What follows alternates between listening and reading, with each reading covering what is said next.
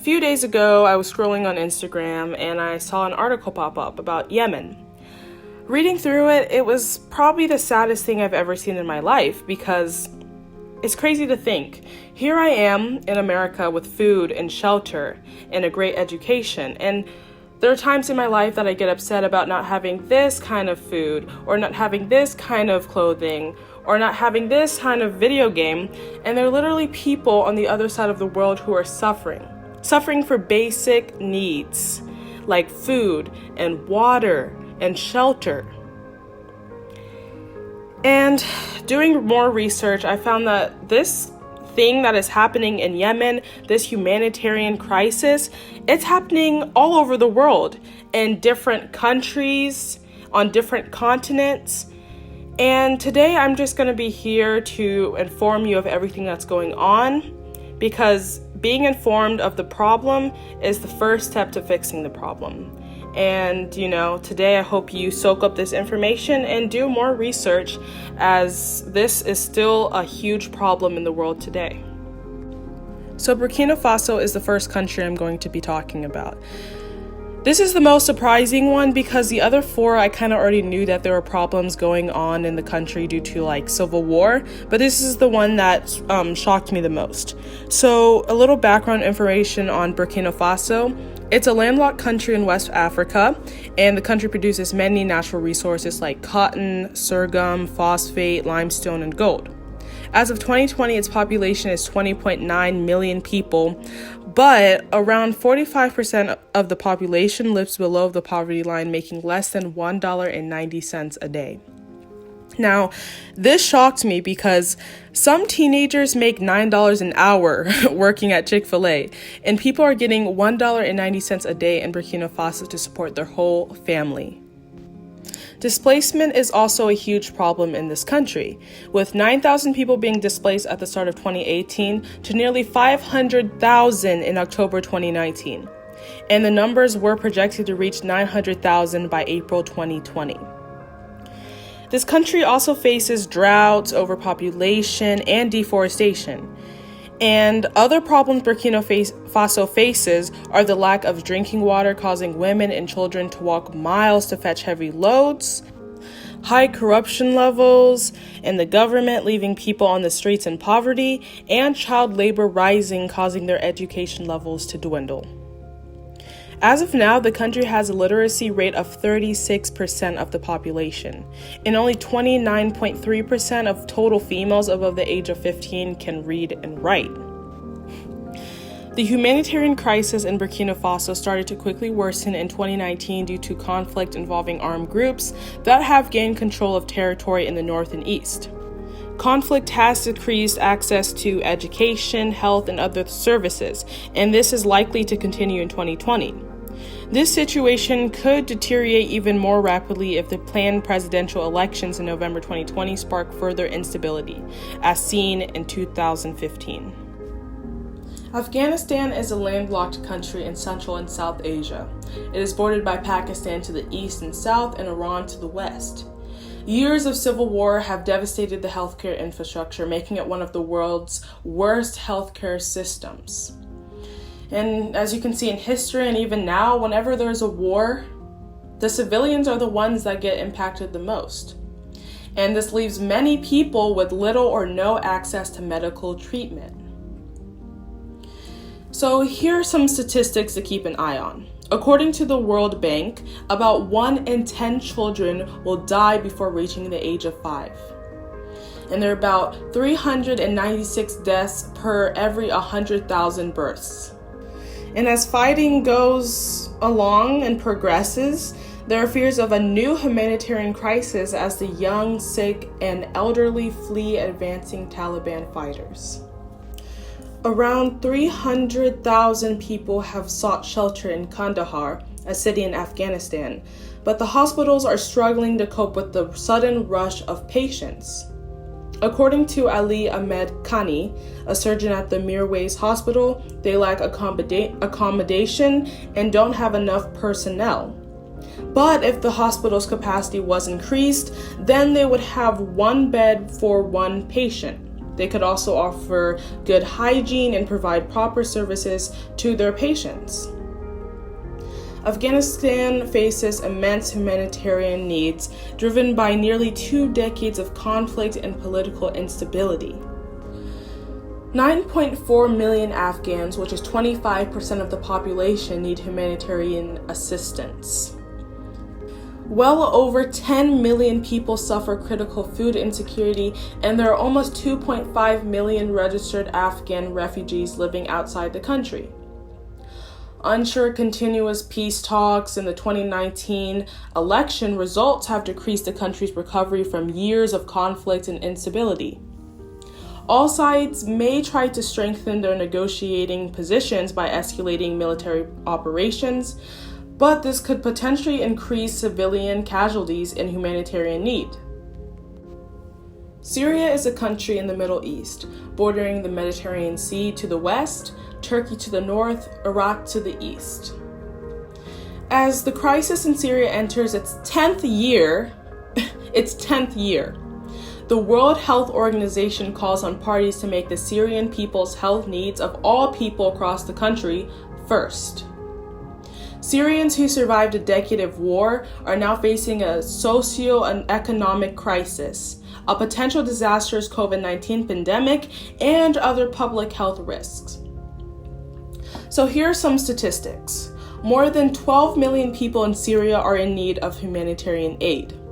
Over 6 million are internally displaced people, and they're living in camps or in camp-like settlements where they live under conditions making them vulnerable to infections, such as COVID-19. Over 2.8 million people depend on humanitarian assistance supplied almost entirely via cross-border operations from southern Turkey. Many live in overcrowded living conditions and also face physical and mental stress and deprivation due to the lack of housing, food, and clean water. Over half of all qualified doctors working in Syria in 2011 have left the country due to repeated targeting of healthcare workers, health facilities, and ambulances, making it now one of the most dangerous countries in which to practice. More than half of the population of Syria have been displaced by conflict since 2011, creating 5.7 million refugees. Looking forward, there remains a risk of escalation and displacement in 2020. The crisis has long been defined by attacks on civilians and civilian infrastructure. Syria will continue to face massive immediate and long-term humanitarian needs, even if conflict de-escalates. The Democratic Republic of Congo is another country I found quite interesting while doing research on it. It's never been a country that has sparked my interest because I've just never done research on it. I've never known anything about it. So it was interesting to learn that it's actually the second largest country in all of Africa after Algeria, with a population of over 84 million people. The problem is definitely in the healthcare system when it comes to this country. Access to medical care remains sparse in rural areas, and in fact, it is so difficult for many citizens to obtain necessary medical aid. These hospitals lack proper equipment and staff to meet some of the needs of their patients. And for the most part, hospitals run out of a lot of essential medicines and supplies required for various treatments. The number of healthcare workers in this country average out to 0.09 physicians to 1,000 individuals. The United States averages 3 physicians to 1,000 individuals, and in Italy they have 4 physicians to 1,000 individuals. And Italy is about 8 times smaller than the Democratic Republic of Congo, which that is just crazy, because they have 0.09 physicians, but in a country that is 8 times smaller, they have 4 physicians to 1,000 individuals. With just over 5 million people, it has the largest internally displaced population in all of Africa. 15.8 million people require humanitarian assistance, and 15.6 suffer from the lack of food. Additionally, Congo is in the midst of the second largest Ebola outbreak in history. Weak governance and the prevalence of many armed groups have subjected Congolese civilians to widespread rape and sexual violence, massive human rights violations, and extreme poverty. The continuance of Armed conflict, political instability, and the spread of Ebola could trigger a major deterioration in the crisis in 2020. Yemen is a country I'd previously done the research on, so here's what I learned. It is situated at the southwestern corner of the Arabian Peninsula, and the history and lifestyle found in Yemen have been influenced by the country's location at the southern entrance of the Red Sea. Interesting fact, Yemen was the place where coffee was first cultivated commercially, and before the introduction of the coffee plants to other parts of the world, it was long the sole source of the coffee bean. Yemen's natural resources are oil and natural gas, along with agricultural products due to its arable land, but despite all of this, it's still one of the Arab world's poorest countries due to a detrimental civil war.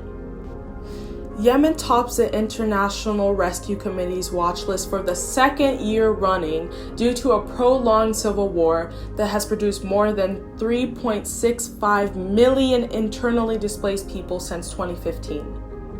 The Saudi-led coalition has continued to wage its campaign against Iranian-backed Houthi rebels, resulting in heavy civilian casualties. In June 2018, the coalition launched a major offense to retake the coastal region of Hodeidah, further worsening the humanitarian crisis. The United Nations attempted to broker a ceasefire, but rebel forces then launched missiles toward Riyadh, making it the first such attack since a ceasefire was declared due to the COVID-19 pandemic. Over 24 million Yemenis, which is 80% of the population, are in need of humanitarian assistance, making it already the largest humanitarian crisis in the world. According to UNICEF, almost 2.4 million children could be malnourished by the end of this year. Millions of children in Yemen are at risk of starvation amid the coronavirus pandemic, which is tipping the war-torn nation into further devastation, which the United Nations feared, so they appealed for nearly 500 million in urgent humanitarian assistance. Another 6,600 children under the age of 5 could also die from preventable causes, as the pandemic has weakened the country's struggling healthcare system and disrupted services. Said by Sarah Nayanti, UNICEF representative of Yemen, countless childhoods have been lost in this 5-year war, and we fear we will lose many more as COVID-19 spreads. The UNICEF reports that 9.58 million children do not have sufficient access to safe water, sanitation, or hygiene, putting them at a greater risk of infection, while 7.8 million do not have access to education amid the school closures. Children continue to be killed in this conflict, while the damage and closure of schools and hospitals have disrupted access to education and health services, thus taking away their futures. As you've probably seen in the news or on Instagram or on Twitter, efforts to resolve the conflict have not yet solved the humanitarian needs for the people suffering in Yemen. If the conflict continues into 2022, the UN projects 500,000 deaths. Again, I'll say, Yemen is in the largest humanitarian crisis in this world, and with more than 24 million people in need of humanitarian assistance, including more than 12 million children. Since the conflict escalated in March 2015, sanitation and clean water are in short supply. Only half of health facilities are functioning, and many that remain operational lack basic equipment like masks and gloves, let alone oxygen and other essential supplies to treat the coronavirus. Thank you so much for listening today, and I hope you found this information interesting, because I know when I was doing the research, I found it really interesting, and it just made me want to dive deeper and deeper and go to other websites and just see what's happening. So I encourage you to, research this topic even more, donate money to the cause, sign petitions like the one to stop the flow of weapons to Yemen, talk to friends or neighbors who might have family living in these countries and get a first-hand view from their family members who live there on what's really going on in the country. Listen to NPR because they talk about this stuff all the time, and just keep staying updated on these various humanitarian crises.